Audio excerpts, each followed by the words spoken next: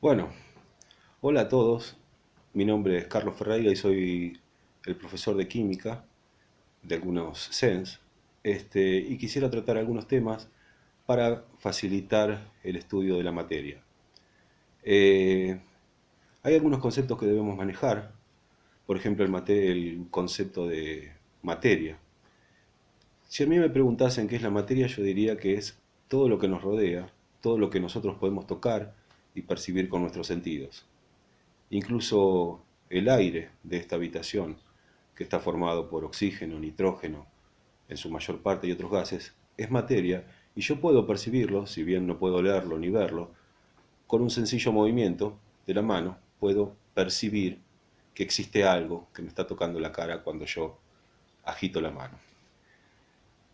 Después viene otra definición, que es la masa. La masa es toda porción acotada de materia. La materia, recuerden que está en todo el universo, todos los elementos químicos a los que estamos acostumbrados y los que están en la tabla periódica que han sido eh, generados en forma artificial, se encuentran en la naturaleza. El carbono, el nitrógeno, el oxígeno que respiramos, el nitrógeno aparecen en la tabla periódica y después aparece un grupo de elementos que han sido descubiertos por el hombre a través de los años. Eh, Con respecto a los cambios físicos y químicos que suelen dar dolores de cabeza, para ponerlo en forma clara, uno puede decir que un cambio físico es aquel que no implica que una sustancia cambie su composición química. Por ejemplo, yo tengo un cubo de hielo formado por agua. Agarro la cubetera, la lleno de agua, la pongo en la heladera, la saco convertida en hielo. Ahora, ¿qué pasa? Si ese pedazo de hielo o ese cubito lo pongo al sol, se funde, fusión del agua, y se convierte nuevamente en agua. Es decir, yo realicé un proceso que si bien hizo que cambie de estado de la materia, pasó de líquido a sólido y sólido a líquido, sigue siendo lo mismo, sigue siendo agua. Eso por un lado, como cambio físico. Ahora como cambio químico, por ejemplo, yo puedo decir qué sucede si, un ejemplo que es muy común, si prendo una hoja de papel. Voy a prender la hoja de papel por medio de un fósforo, la hoja se va a quemar porque se va a combinar con el oxígeno presente en el aire, pero lo que yo voy a obtener ya no va a ser lo mismo que de partida. O sea, yo partí con oxígeno y un papel y terminé obteniendo cenizas, gases, o sea, sustancias nuevas que salieron, que se produjeron a partir de la combustión. Eh, Eso es para aclarar más o menos los fenómenos físicos y químicos. Eh, Después tenemos los estados de la materia. Los estados de la materia, para el grueso de la gente, cuando uno le pregunta, es sólido, líquido y gaseoso. Pero también existe un cuarto estado que es el estado plasmático, es un estado gaseoso cargado eléctricamente que no hace a la materia, pero no está mal saberlo.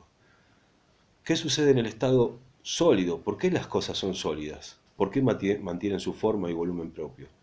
Bueno, los átomos que forman las cosas que conocemos como sólidas se encuentran unidas por medio de, valga la redundancia, de uniones químicas que hacen que se mantengan juntas y que sean incompresibles, no incomprensibles. No es que nadie las entiende, pobre, es incompresibles, o sea que yo no las puedo comprimir.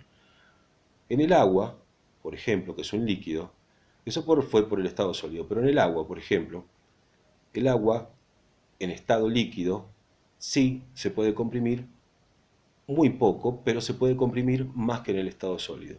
En el estado líquido, las partículas o átomos o iones que lo forman o moléculas están más separadas entre sí y eso permite que el agua, por ejemplo, en el caso del agua, que fluya. Después tenemos recuerden que en el caso del agua tiene volumen propio, pero adopta la forma del recipiente que lo contiene. Por ejemplo, si tengo una tacita redondita y la paso a una tacita cuadrada, va a pasar de una forma redonda a una forma cuadrada, pero va a mantener su volumen. El estado sólido en eso no hay caso. Si es un cubo de hierro, por más que lo pase a cualquier recipiente, seguirá siendo un cubo de hierro. El estado gaseoso. El estado gaseoso es el más disparatado de todos, el más rebelde. ¿Por qué? Porque no ocupa volumen propio, ni tampoco adopta la forma del recipiente que lo contiene. O sea, se expande por todo el espacio posible. ¿Sí? Si yo libero un gas en una habitación, se va a expandir para todos lados. O sea, no va a tener un volumen, va a ocupar todo lo que pueda y no tiene un volumen propio ni definido. Este, bueno, casos, ejemplos de, de cuerpos en estado sólido, ejemplos de estado sólido, un pedazo de hierro, una tuerca, una silla. Ejemplo de estado líquido, el aceite de la cocina, el alcohol que usamos. Eh, Ejemplos de estado gaseoso, el aire, formado por oxígeno y nitrógeno y en su minoría con gases como helio, argón. Pero bueno, les traigo esa inquietud. Este, con respecto a lo anterior del átomo, que resulta ser la partícula elemental, hay una historia de los griegos que entre Leucipo y Demócrito llegaron a la conclusión, uno antes y después el otro continuó con su obra, de que si yo, por ejemplo, agarraba una roca y la dividía en mitades y agarraba esas mitades y las volvía a dividir y las volvía a dividir, llegaría un momento en que ya no podría dividirlas más y obtendría una partícula que sería indivisible, que ya no la podría partir más. Bueno, a esa partícula la llamaron átomo, que significa indivisible. Los átomos son entidades que forman la materia está formada por átomos, diferentes tipos de átomos, la tabla periódica lo muestra tranquilamente, el hidrógeno, el nitrógeno, el boro, el fósforo, el platino, el oro, la plata, esos son todos elementos químicos, cada uno con sus propias, con sus características propias, sus propiedades. Eh, el átomo cuenta con un núcleo y una parte exterior donde se encuentran los electrones. Recuerden que los electrones son los que tienen carga negativa y dentro del núcleo yo voy a obtener dos cargas, partículas subatómicas que se denominan. El protón con carga positiva y el neutrón con carga neutra. Es decir, que en el núcleo atómico yo tengo protones con carga positiva y neutrones y alrededor del átomo, no girando como un planeta en el sistema solar, sino como una nube difusa donde por ahí puedo encontrar a los electrones, son los que poseen la carga negativa.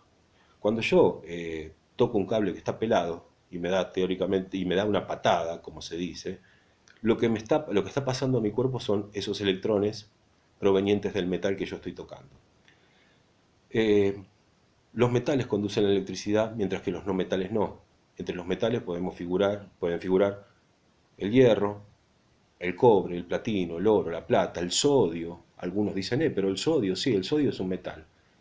Y a la derecha de la tabla periódica, más a la derecha, aparecen los llamados no metales, que son el azufre, el cloro, el bromo, el oxígeno, el nitrógeno, que son considerados no metales y por lo tanto ellos no conducen la electricidad.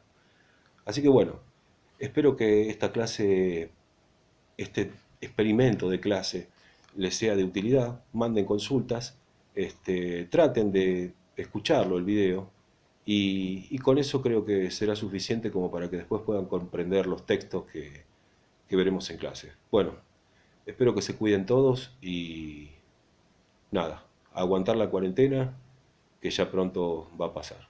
Un abrazo a todos, nos vemos.